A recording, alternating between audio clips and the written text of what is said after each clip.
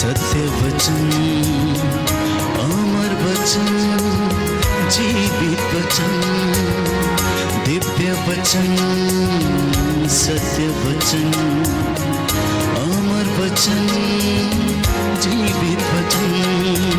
साई दा बामा बनी दा बामा बगरे जनी रे जनी रे जनी रे जनी रे सा।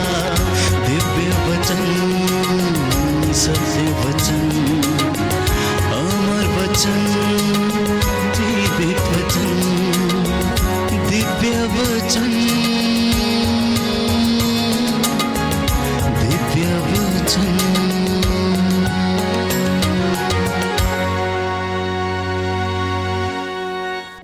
प्रियजनों, आज लोग विश्वासी हैं, मसीह हैं और अनेक धर्मी भी हैं, अनेक प्रकार के धर्म के कार्य भी करते हैं, पुण्य के काम भी करते हैं, सेवा के काम भी करते हैं, लेकिन एक चीज की कमी है, एक दूसरे को क्षमा करने में असमर्थ हैं। प्रायश्चित का जो भाव है वो नहीं है। प्रार्थना बोलने, गीतों भजनों के द्वारा स्तुति करना अच्छा है, लेकिन भक्ति की कमी है। ऐसा क्यों है? यह कोई नई बात नहीं है। यदि आप आमोस नबी का ग्रंथ, योएल नबी का ग्रंथ, मीका का ग्रंथ, हबक्कुक का ग्रंथ, सफन्या का ग्रंथ, जकरिया का ग्रंथ, मलाकी का ग्रंथ यदि आप पढ़ेंगे तो ईश्वर ने अपनी प्रजा इज़राइल को अपनी ओर लौटने के लिए निमंत्रित किया। उन्हें प्रायश्चित करने के लिए उन्हें बार बार नबियों को भेजा कि वे लोग ईश्वर के पास लौटकर चले आए, जहां से जीवन का स्रोत फूट निकलता है, जहां से दया बह निकलती है, जहां से उसका प्रेम प्यारे भाइयों और बहनों आपके जीवन की ओर, परिवारों की ओर बह निकलता है। तो जैसा मैंने कहा कि धर्मी या फिर विश्वासी बहुत अच्छे काम करता, धर्म के काम करता, भले काम करता, सेवा भी करता, लेकिन कहीं ना कहीं कमी इस बात में रह जाती है, संपूर्ण रूप से समर्पित नहीं हो पाता है, जिसकी वजह से एक दूसरे को सहन करने की समस्या हो जाती है, प्रायश्चित करने की समस्या होती, एक दूसरे को क्षमा करने की नहीं पाते हैं हम लोग और आशीष से वंचित रहते हैं। तो जितने ग्रंथ मैंने आपको गिनाए हैं अभी, इनमें प्यारे भाइयों और बहनों, ईश्वर आज हमें याद दिलाना चाहता है कि आखिर इस दुनिया का ऐसा हाल क्यों है, बुराई इतनी सिर चढ़ के क्यों बोलती है, क्यों इतना अत्याचार है, क्यों इतनी सारी समस्याएं हैं। इज़राइल जिसे एक कन्या की संज्ञा दी गई है, परमेश्वर अपने वचन के द्वारा नबियों के माध्यम से बार बार उन्हें चेतावनी देता है। कुछ वचन आपके साथ मैं पढ़ना चाहूंगा। नबी आमोस का ग्रंथ, नबी आमोस का ग्रंथ अध्याय 5 पद संख्या 9 और उससे आगे, कि आज इस सदी में लोगों का व्यवहार कैसा है, ईश्वर के प्रति उनका व्यवहार कैसा है। तो इसके विषय में पवित्र बाइबल हमें बताती है, तुम न्याय को चिरायते सा कड़वा बनाने वालों और धर्म को मिट्टी में मिलाने वालों, तुम उससे घृणा करते हो जो कचहरी में सच्चा न्याय करता है और सत्य बोलने वालों का तिरस्कार करते हो। अच्छा, तो तुमने दरिद्रों का शोषण किया है और तुम जबरदस्ती से अनाज की वसूली करते हो। जो महल तुमने कटे छटे पत्थरों से बनाए हैं, तुम उनमें नहीं रह पाओगे, और जो मनोहर दाखबारियां तुमने लगाई हैं, तुम उनकी अंगूरी नहीं पी पाओगे। यह मनुष्य की दशा है। ये अब नहीं, ईसा के जमाने में आज से 2023 वर्ष पहले प्यारे भाइयों और बहनों जब वो आए लगभग परिस्थिति वैसी ही थी। ईसा के आने के पहले इजरायली जनता भी कुछ इसी तरीके से इन बुराइयों में फंसी हुई थी। परमेश्वर का एकमात्र उद्देश्य था कि अपने नबियों को, प्रचारकों को भेजे और इन लोगों को सत्य के मार्ग पर ले चले। ये लोग बुराई से समझौता ना करें, परंतु उसको त्याग कर ईश्वर के पास लौटें और उसके सत्य को ग्रहण करें, जिससे कि इनका जीवन अच्छा हो जाए। अन्यथा ये लोग घर बनाएंगे, उसमें रहेंगे नहीं, जमीन खरीदेंगे, उसमें जोत नहीं पाएंगे, मकान बनाएंगे, उसमें रह नहीं पाएंगे। क्यों? क्योंकि बुराई, शोषण, अत्याचार और अन्याय सिर चढ़ के बोलता है। इसलिए पद संख्या 6 में हमें प्रभु का वचन याद दिलाता है, अतः जीवित रहने के लिए तुम लोग प्रभु ईश्वर को ढूंढो। ऐसा ना हो कि वह यूसुफ के घराने पर ऐसी आग की तरह लपक आए जो उसे भस्म कर डालेगी और जिसे बेतेल में कोई बुझा नहीं सकेगा। Hallelujah, hallelujah, hallelujah. हे प्रभु यीशु, मैं इन वचनों को अपने हृदय में स्वीकार करता हूँ, ग्रहण करता हूँ। हालेलुया। प्रभु का वचन कहता है, जीवित रहने के लिए प्रभु ईश्वर को ही ढूंढो। ऐसा ना हो कि वह यूसुफ के घराने पर ऐसी आग की तरह लपक आए जो उसे भस्म कर डालेगी और जिसे बेतेल में कोई बुझा नहीं सकेगा। Hallelujah, hallelujah. क्योंकि लिखा है प्यारे भाइयों और बहनों, प्रभु चेतावनी स्वरूप हमें समझाना चाहता है कि तुम अगर जीवित रहना चाहते हो तो अब ईश्वर के पास लौटो, पवित्र शास्त्रों का मनन करो, धार्मिक शिक्षा का मनन करो, उस पर चलो। नहीं तो जिस तरह से सोदोम और गोमोरा पर वो आग बरसी, कहीं ऐसा ना हो कि वह तुम पर भी वही आग आ लपके और तुम नष्ट हो जाओ। पद संख्या 8 में लिखा है, नबी आमोस के ग्रंथ अध्याय 5 पद संख्या 8, वह शक्तिशालियों की शक्ति मिटा सकता है और गढ़ों का विध्वंस कर सकता है। ये उसका सामर्थ्य है। इब्राहिम, इसहाक और याकूब के परमेश्वर का सामर्थ्य प्यारे भाइयों और बहनों, कि वो शक्तिशालियों का घमंड चूर कर सकता है, वह उसकी शक्ति को मिटा सकता है और उनके गढ़ों का विध्वंस कर सकता है। इसलिए आमोस के द्वारा इज़राइल को पहला धिक्कार दिया गया है कि तुम न्याय से घृणा करते हो, तुम शोषण करते हो, तुम सत्य बोलने वालों का तिरस्कार करते हो, तुमने दरिद्रों का शोषण किया है, तुम जबरदस्ती से अनाज की वसूली करते हो।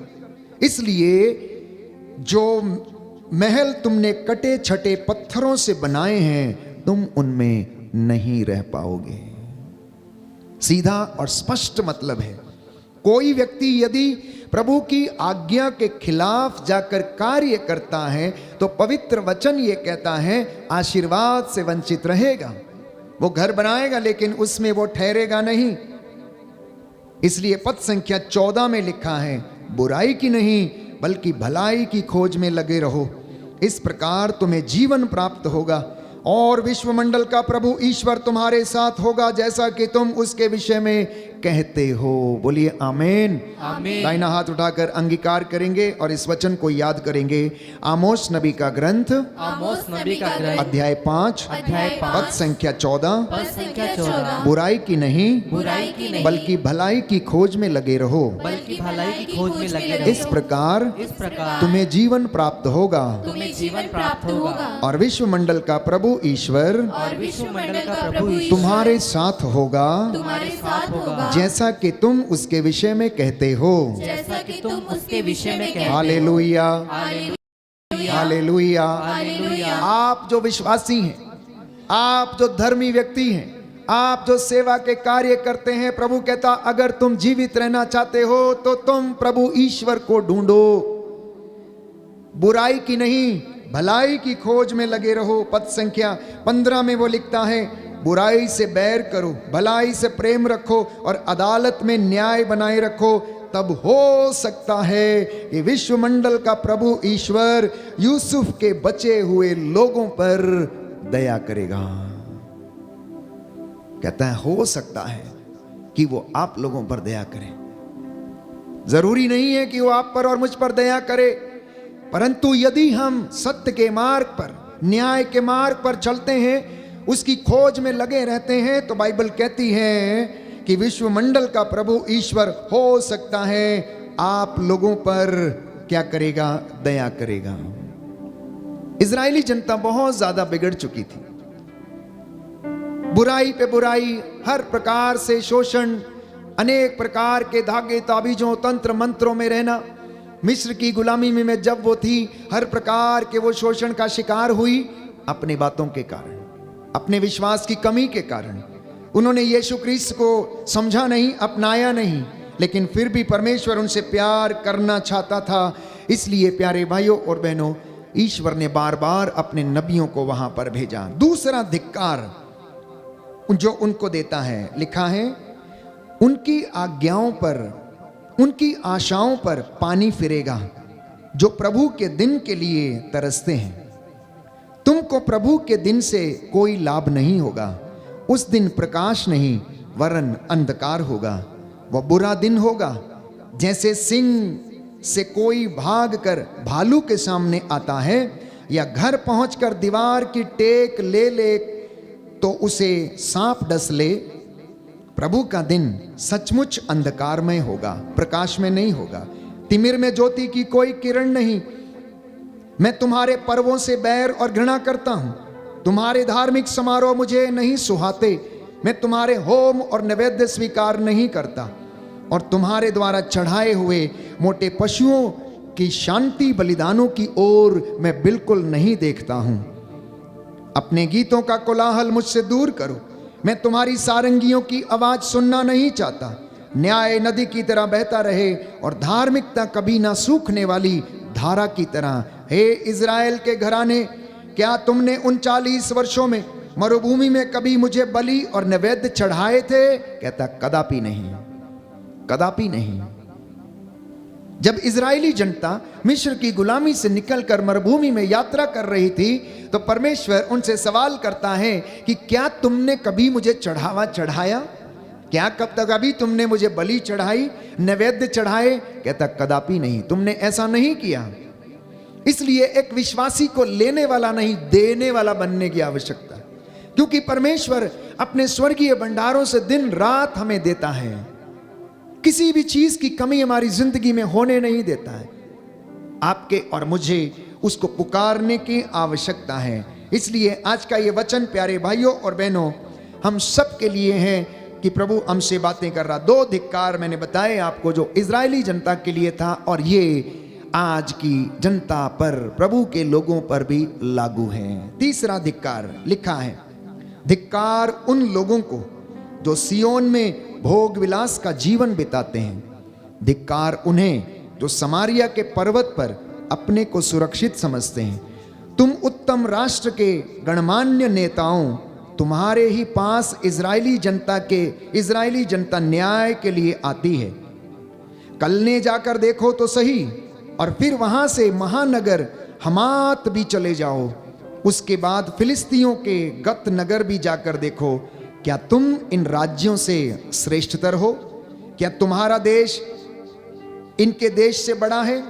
अरे तुम दुर्दिन टालना चाहते हो, टालना तो दूर, तुम हिंसा का शासन समीप ला रहे हो। वे हाथी दांत के पलंगों पर सोते, आराम कुर्सियों पर पैर फैलाए पड़े रहते हैं। वे झुंड के मेमने और बाड़े के बछड़े चट कर जाते हैं। वे प्याले पर प्याला मदिरा पीते और उत्तम सुगंधित तेल से अपने शरीर का विलेपन करते हैं, किंतु उन्हें यूसुफ के विनाश की चिंता नहीं है।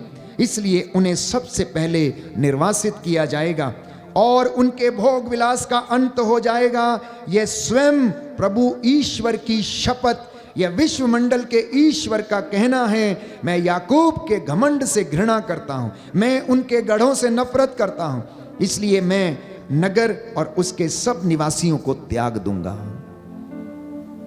आराधना शुरू होने के पहले भाई ने आपसे एक बात कही कि परमेश्वर अपने बच्चों से क्या करता है? अपेक्षा रखता है।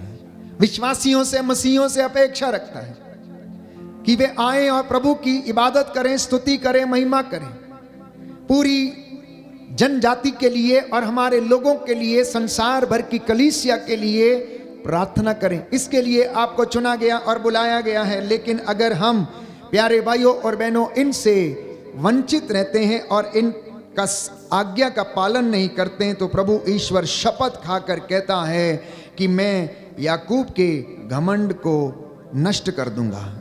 मुझे उसके घमंड से घृणा है। याकूब कौन है? प्यारे भाइयों और बहनों, याकूब का दूसरा नाम इज़राइल है, जिसका अर्थ है आशीर्वाद। और आप और मैं इज़राइली प्रजा हैं। कहता है अगर याकूब अर्थात इज़राइल, चुनी हुई प्रजा मेरी बातों को नहीं मानेगी, बुराई के रास्ते पर चलती रहेगी, तो मैं इन्हें अवश्य त्याग दूंगा, मैं इनसे घृणा करूंगा। प्यारे भाइयों और बहनों, ये वचन आज प्रभु हमसे साझा करना चाहता है। तो मैंने कहा कि एक विश्वासी के जीवन में क्षमा करना, एक दूसरे को सहन करना, प्रभु से प्रेम करना और प्रायश्चित करना, ये होना अनिवार्य है। माता पिता को अपने परिवारों के लिए, बच्चों के लिए हाथ उठाकर प्रायश्चित करने की आवश्यकता, प्रार्थना करने की आवश्यकता है, क्योंकि उन्होंने अपने जीवन में इन बुराइयों को निमंत्रण दिया है। कहता है दुष्ट अपने अन्याय और पाप के कारण विपत्ति को और मौत को अपने घर में आमंत्रित करता है। मैं तुमसे ये कहता हूं कि तुम में ऐसी बात ना हो, तुम में हाँ की हाँ और ना की ना बात होनी चाहिए। हालेलुया, यीशु की स्तुति हो, यीशु को धन्यवाद, यीशु की आराधना हो, यीशु की महिमा हो, यीशु को धन्यवाद। Hallelujah, hallelujah, hallelujah. तो प्रियजनों, ईश्वर का क्रोध भड़कता है, वो प्रेम भी करता है, वो घायल भी करता है, उसका हाथ बचाने में भी समर्थ है। इसलिए स्तोत्रकार प्रार्थना करता है, तूने मुझे घायल किया, तूने मुझे चारपाई पर डाल दिया, तूने मुझे दिखाना चाहा, सिखाना चाहा कि तेरे सिवा कोई दूसरा ईश्वर नहीं है।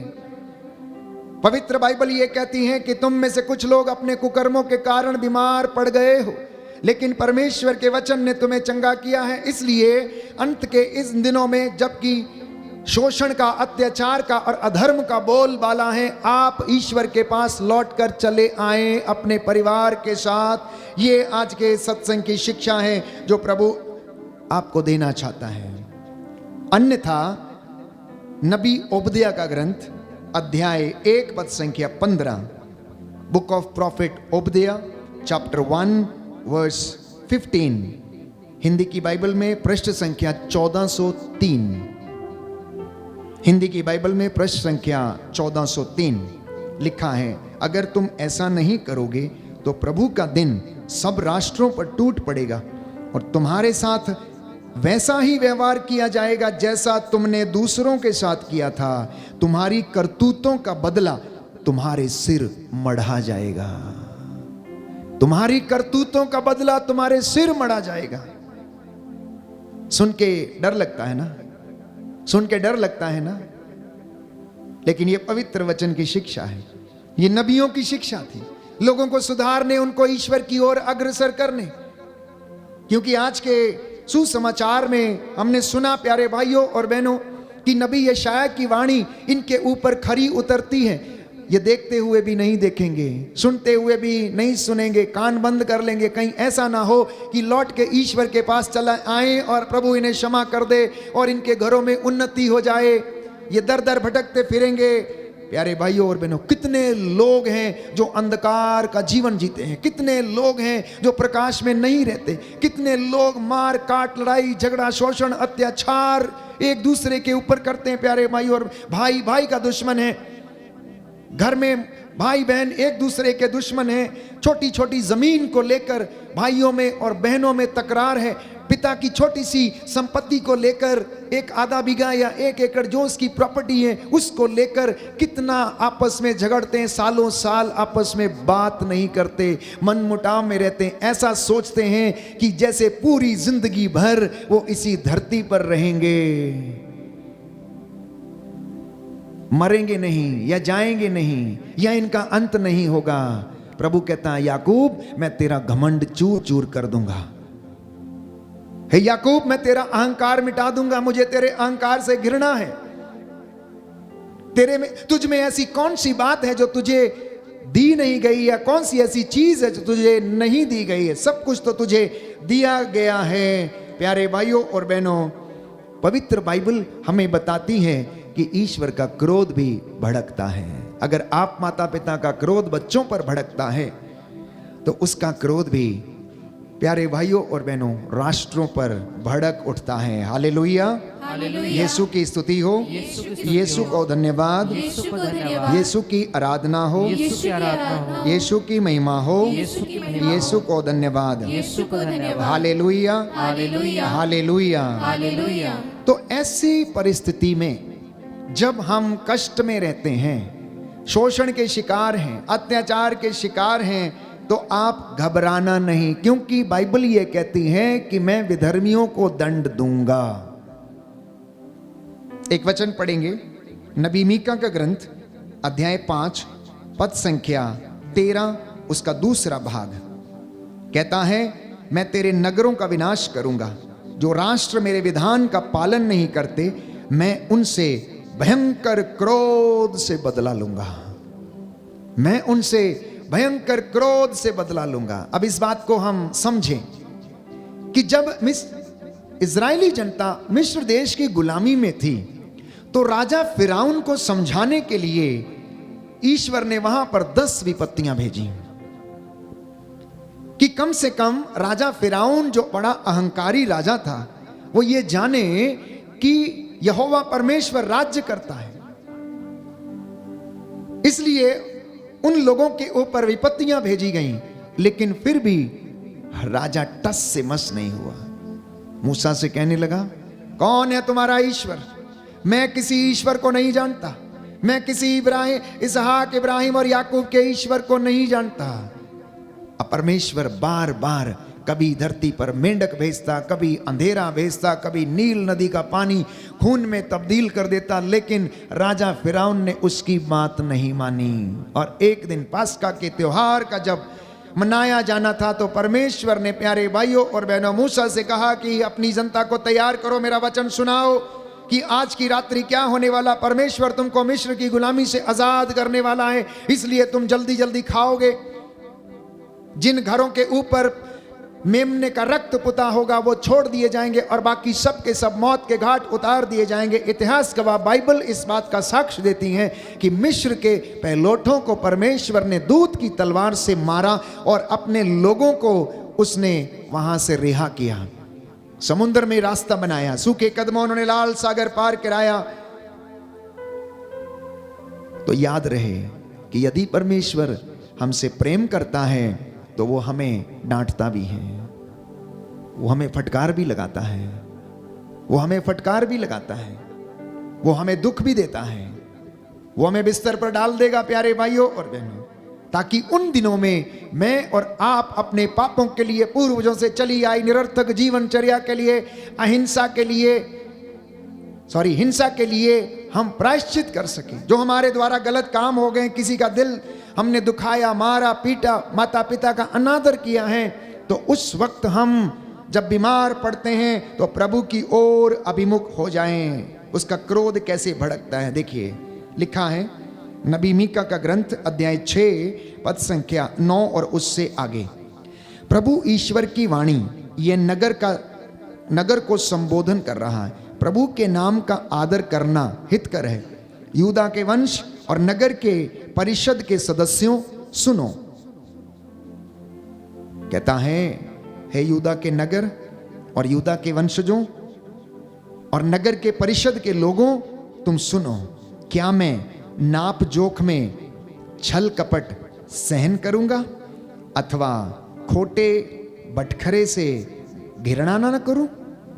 कहता है, जब तुम नापतोल करते हो, 1 इंच आगे कर लेते हो, आधा फीट पीछे कर लेते हो, किसी की मेड़ काट लेते हो, किसी का धन दबा लेते हो, या किसी की चोरी करते हो, फड़ लगाते हो। ठेलों पे आपने देखा होगा किस तरीके से लोग आजकल लूटते हैं और धोखा देते हैं। कहता है क्या मैं ये सब सहन कर सकता हूं?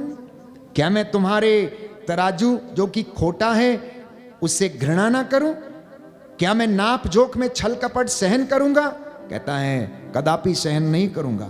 खोटे बटखरे से मुझे घृणा है। कहता आगे लिखा है, क्या मैं उस व्यक्ति को बिना दंड दिए ही छोड़ दूं जो खोटे तराजू का प्रयोग करता है और अपनी थैली में खोटे बाट रखता है? कहता मैं कभी क्षमा नहीं करूंगा, मैं दंड दूंगा, लेकिन उसके डंडे में आवाज नहीं है।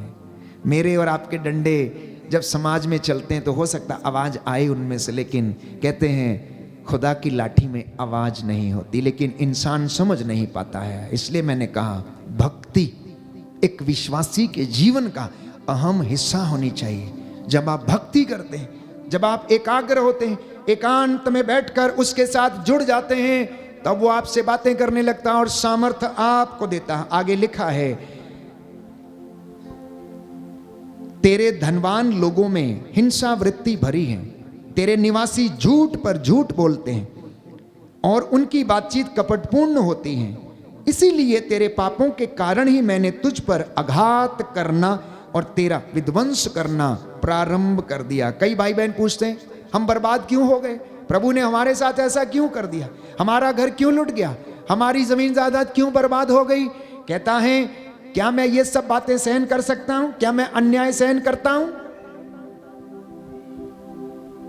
तुम मारते, चोरी करते, शोषण करते, अत्याचार करते, झूठे बातों का इस्तेमाल, खोटे बटखरे का इस्तेमाल करते हो, क्या मैं इनको सहन करता हूं? कहता नहीं, मैं तेरा विध्वंस करना प्रारंभ किया, इसलिए तू खाएगा पर भूख नहीं मिटेगी, पेट हमेशा खाली रहेगा, बचाने पर भी तू कुछ ना संचित कर सकेगा और जो कुछ बचेगा भी उसे दूसरे आकर तलवार के बल पर छीन लेंगे। तू बोएगा किंतु नहीं काटेगा, भले ही तू जैतून का तेल निकालेगा पर उसे अपने बदन पर कभी ना लगा पाएगा। तू अंगूर का रस निचोड़ेगा किंतु अंगूरी नहीं पिएगा। तूने तो ओम्री के विधानों का पालन किया, अहाब के घराने की सब रीतियों का अनुसरण किया, अपने रहन सहन में उनका अनुकरण भी किया है। अब मैं तुझको उजाड़ दूंगा और तेरे निवासियों को उपहास का पात्र बना दूंगा। ये पवित्र बाइबल हमें बताती है कि ईश्वर किस तरह से अपनी प्रजा से, विश्वासियों से नाराज हो जाता है।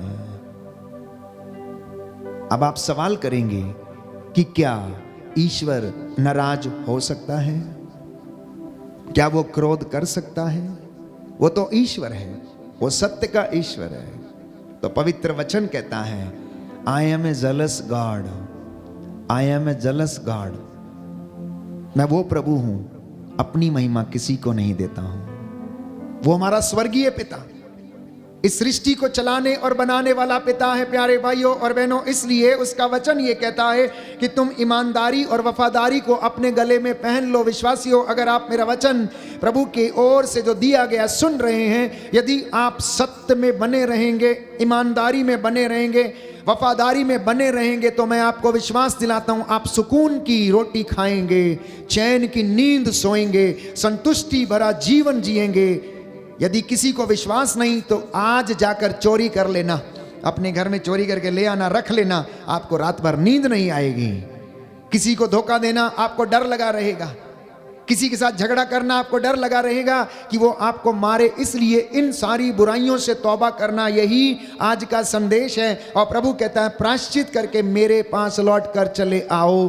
अगर तुम सुखी रहना चाहते हो, संतुष्ट रहना चाहते हो, तो ईश्वर को ढूंढो, बुराई से घृणा करो, भलाई को प्यार करो, और वो हम में जीवन और आशा प्रदान करेगा। Hallelujah, hallelujah. यीशु की स्तुति हो, यीशु को धन्यवाद, यीशु की आराधना हो, यीशु की महिमा हो, यीशु को धन्यवाद। Hallelujah, hallelujah, hallelujah. प्रियजनों, परमेश्वर बहुत दयालु है, देर से क्रोध करता है, लेकिन जब करता है तो सुनामी जैसे तूफान उठते हैं। प्यारे भाई और बहनों, जब वो क्रोध करता है तो कोरोना जैसी महामारियां इस दुनिया में आती हैं, जिनको कोई समझ नहीं पाता कहां से आई और कहां गई। और 1 सेकंड के अंदर वो प्रभु हम सबको याद दिला देता है कि मैं हूं, अभी मैं बैठा हूं, आकाश मेरा सिंहासन है, पृथ्वी मेरा पावदान है, तुम मेरे लिए कौन सा घर बनाओगे? क्या मैं तुम्हारे छोटे से घर के खोपचे में रहूंगा? क्या मैं तुम्हारे घर के अंदर जो ऑल्टर बना उसके अंदर रहता हूं? क्या मैं ईंट पत्थरों के मकानों में रहता हूं? कहता कतई नहीं। संत पौलुस कहता क्या तुम नहीं जानते कि तुम्हारा शरीर ईश्वर का मंदिर है? जो इसे नष्ट करेगा, कहता मैं उसको नष्ट कर दूंगा। इसलिए अपने जीवन की रक्षा करना, अपने हृदय की रक्षा करना, पवित्रताई में रहना। माता पिता और बच्चों, आप पवित्रताई में रहकर परमेश्वर की स्तुति करना सीख जाइए। नौजवान बेटे और बेटियां, आप कलीसिया के, हमारे समाज के और देश के भविष्य हैं। आपके ऊपर आने वाली पीढ़ियों का जो भार है वो आपके कंधों पर है। इसलिए छोटे बच्चों को तालीम देना, धर्म की शिक्षा देना, सत्य का पाठ पढ़ाना, प्रभु के अनुग्रह में उन्हें आगे बढ़ाना और सेवा करना, प्यारे भाइयों और बहनों, ये एक हर एक विश्वासी का कर्तव्य है। बोलिए आमीन, आमीन, हालेलुया, हालेलुया। यीशु की स्तुति हो, यीशु की स्तुति यीशु हो, को धन्यवाद, यीशु को धन्यवाद, यीशु की आराधना हो, यीशु की आराधना हो, यीशु की महिमा हो, यीशु की महिमा यीशु हो, को धन्यवाद, यीशु को धन्यवाद, हालेलुया, हालेलुया, हालेलुया। हालेलुया। तो तमाम नबी यीशु मसीह के आने से पहले लोगों को प्रचार करते रहे, वचन सुनाते रहे और ईश्वर की ओर उन्हें अभिमुख करते रहे। हबक्कुक के ग्रंथ में यदि आप पढ़ेंगे तो वहां पर लिखा हुआ है, अध्याय 2 पद संख्या 7 और उससे आगे, अध्याय 2 पद संख्या 7 और उससे आगे, नबी हबक्कुक का ग्रंथ, पृष्ठ संख्या 1423। जिनके पास हिंदी बाइबल है ध्यान से सुनिए कि प्रभु किस तरह से नाराज हो जाता है। पद संख्या 5 से हम पढ़ेंगे। धन धोखेबाज है, धनी घमंडी और बेचैन बना रहता है। वह अधलोक जैसा लालची, काल जैसा अतृप्त रहता है। वह सब राष्ट्रों को अपने अधीन कर लेना चाहता है और सभी जातियों पर अधिकार जमाना चाहता है, किंतु इसका नतीजा उल्टा होगा। वे लोग उस पर व्यंग कसेंगे और यह कहकर ताना मारेंगे, धिक्कार उसे जो दूसरों का धन चोरी करके संचित करता है, जो बंधक लेता रहता है। यह कब तक होगा? तेरे कर्जदार तुझ अचानक उठेंगे और तुझसे तकाजा करने वाले सतर्क हो जाएंगे। तब वे तुझको लूट लेंगे, क्योंकि तूने अनेक राष्ट्रों को लूटा है। अन्य सब राष्ट्र ही तुझे लूटेंगे। तूने तो कितनों का रक्त बहाया और राष्ट्रों, नगरों और निवासियों को तूने नष्ट और भ्रष्ट कर दिया है। धिक्कार है उसे जिसने लूट के धन से अपना घर भर लिया है। प्रभु कहता है धिक्कार उस मनुष्य को जिसने लूट के माल से अपना घर भरा हुआ है। आगे लिखा है, और अपनी सुरक्षा के लिए ऊंचे ऊंचे महल बनाए हैं। तू अनेक लोगों का विनाश करना चाहता था, किंतु तूने अपने ही घर की प्रतिष्ठा नष्ट कर दी और अपना ही नाश कर दिया। दीवारों के पत्थर बदले के लिए चिल्ला रहे हैं और लकड़ी की कड़ियां स्वर मिला रही हैं। धिक्कार उसे जो खून पर नगर बनाता है और दुष्टता की नींव पर शहर का निर्माण करता है। विश्वमंडल के प्रभु की इच्छा यह है कि जो कुछ बेगारी से बना है वो अंत में भस्म हो जाएगा। इसलिए याद रखिए, कभी भी लूट के माल से अपना घर नहीं भरना। अपने पड़ोसी की मेड़ पर हाथ मत डालना। किसी भी तरीके से अपने भाई या अपने बहन को धोखा मत देना, क्योंकि पवित्र बाइबल, प्रभु का वचन ये कहता है, धिक्कार उसे जो खून पर घर बनाता है, दुष्टता की नींव पर शहर का निर्माण करता है। विश्वमंडल का प्रभु ये कहता है, जो कुछ बेगारी से बना है वो अंत में सब कुछ भस्म कर दिया जाएगा। 5वां धिक्कार वहां पर लिखा है, धिक्कार है उसे जो अपने पड़ोसियों को शराब पिलाता है और उसमें विष मिलाता है। धिक्कार उसे जो अपने पड़ोसियों को शराब पिलाता और उसमें विष मिलाता है, जिससे कि वे होश हवास खो बैठें और उनकी नग्नता उघड़ आए। इस प्रकार के मद्यपान से तेरी महिमा नहीं, तेरी नीचता व्यक्त होती है। अब तो तू ही पीकर अपनी नग्नता उघाड़ देगा। प्रभु ईश्वर का प्याला परोसा गया है, तू इसे गटक जाएगा और तेरा सम्मान अपमान में बदल जाएगा। जब हम पवित्र बाइबल को पढ़ते हैं, सुनते हैं, समझने की कोशिश करते हैं, पवित्र आत्मा हमारी अगुवाई करता है, वो आपकी जिंदगियों में कार्य करता और आपका जीवन बदलेगा। इसलिए मैं बार बार आपसे कहता हूं, इन वचनों को पढ़िए। आज इंसान उन्हीं गलतियों को करता बार बार जिसके द्वारा वो नष्ट हो रहा है। परिवार नष्ट हो चुके हैं, सब कुछ बिक गया है, खाने के लिए भोजन नहीं, नौकरियां नहीं प्यारे भाइयों और बहनों, दिहाड़ी मजदूरी करके दिन पालने के लिए और दिन काटने के लिए लोग मजबूर हैं। लेकिन प्रभु धर्मी व्यक्ति की रक्षा करता, उसकी हड्डियों की वो रक्षा करता है। इसलिए धर्मी बनना, आपको धार्मिकता का पुरस्कार मिलेगा। धर्मी बनना, आपको धार्मिकता का पुरस्कार मिलेगा। जो जो व्यक्ति जिस जिस महकमे में तैनात हैं, चाहे वो वैद्य हो, चाहे डॉक्टर हो, नर्स हो, वकील हो, कोई भी व्यक्ति जो समाज की जिम्मेदारी लेकर खड़े हैं, उन्हें निस्वार्थ रूप से प्रभु चाहता है कि वे लोग उसकी प्रजा की सेवा करें और वो उन्हें आशीर्वाद प्रदान करेगा। बोलिए आमीन, आमीन, हालेलुया। हालेलुया। हे प्रभु यीशु, हे प्रभु यीशु, इन वचनों के द्वारा इन वचनों के आज द्वारा मेरे घर में, आज मेरे मेरे घर में, परिवार में मेरे परिवार में शांति आ जाए, शांति आ चंगाई आ जाए। चंगाई आ जाए। हे प्रभु यीशु, हे प्रभु यीशु, मेरा जीवन, मेरा जीवन, मेरे परिवार का जीवन मेरे परिवार का जीवन बदल जाए। बदल जाए। हालेलुया। हालेलुया। तो क्या करना चाहिए? क्या करना चाहिए? एक धर्मी व्यक्ति को क्या करना चाहिए? इसके विषय में नबी सफन्या अध्याय 2 पद संख्या 3 में लिखता है।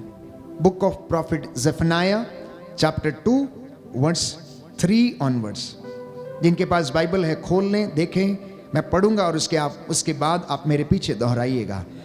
ईश्वर के आदेश पर चलने वालों, देश भर के विनम्र लोगों, धार्मिकता तथा विनम्रता की साधना करो, तब ईश्वर के क्रोध के दिन तुम संभवतः सुरक्षित रह सकोगे।